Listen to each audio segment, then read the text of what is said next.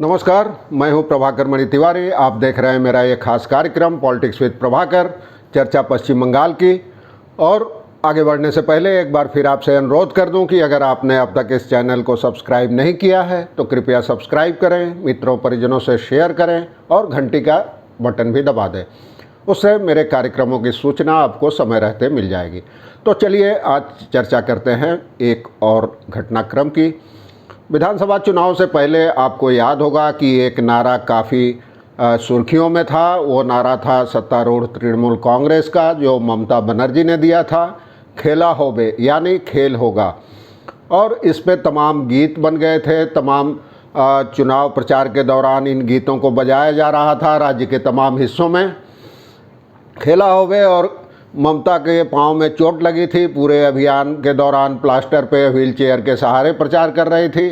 तब ममता ने कई टिप्पणियां भी की थी। उन्होंने कहा था कि मैं एक पांव से ही गोल कर दूंगी, यानी मेरे एक पांव में प्लास्टर है, उससे कोई मतलब नहीं है। और आप जानते हैं पश्चिम बंगाल में फुटबॉल के प्रति काफ़ी जुनून है।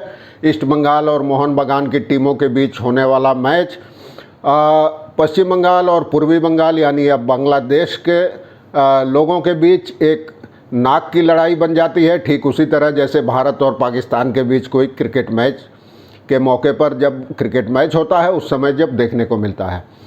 तो खेला होवे के नारे से तृणमूल कांग्रेस को रिकॉर्ड कामयाबी मिली। अब तक की सबसे ज़्यादा 213 सीटें मिली।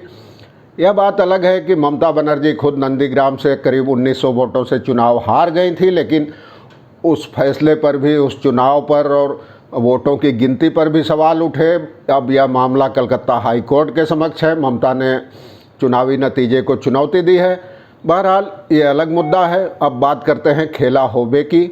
खेला होबे की भारी कामयाबी के बाद अब ममता ने इसे सरकारी तौर पर मान्यता देने का फैसला किया है।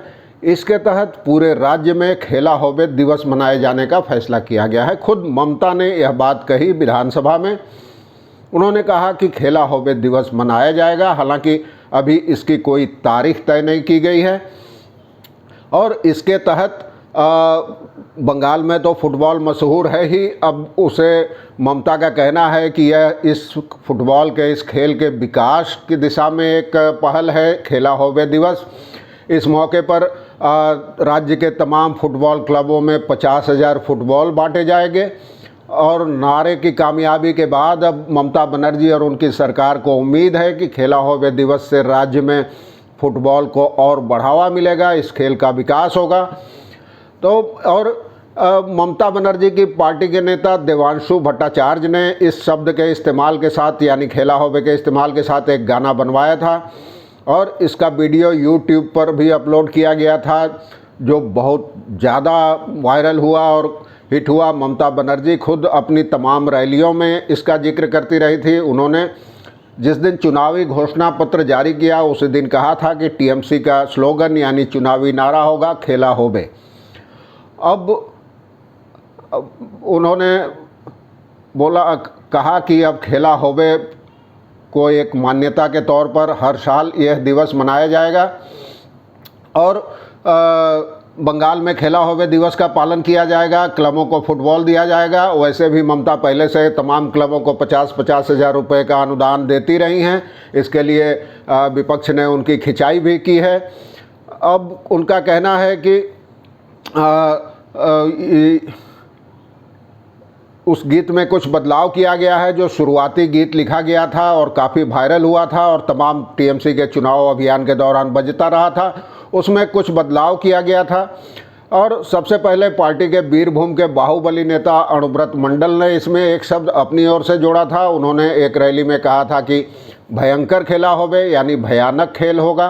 तो वो इसी बात के लिए जाने जाते हैं। बीरभूम के नेता बाहुबली के तौर पर जाने जाते हैं। उन पर तमाम किस्म के आरोप भी लगते रहे हैं। और मदन मित्रा ने भी खेला होबे का अपना अलग संस्करण बनाया था। मुख्यमंत्री ममता बनर्जी तो अपनी तमाम रैलियों में जुटने वाली भीड़ से सवाल करती थी कि क्या वो खेला होबे के लिए तैयार हैं, खेलने के लिए तैयार हैं। वो तमाम जगह फुटबॉल भी फेंकती थी मंच से और उनकी ऐसी कई तस्वीरें और वीडियो भी वायरल हुए जहां वो मंच से 5, 7, 10 फुटबॉल दर्शकों की ओर उछालती थी। तो ममता ने कहा था कि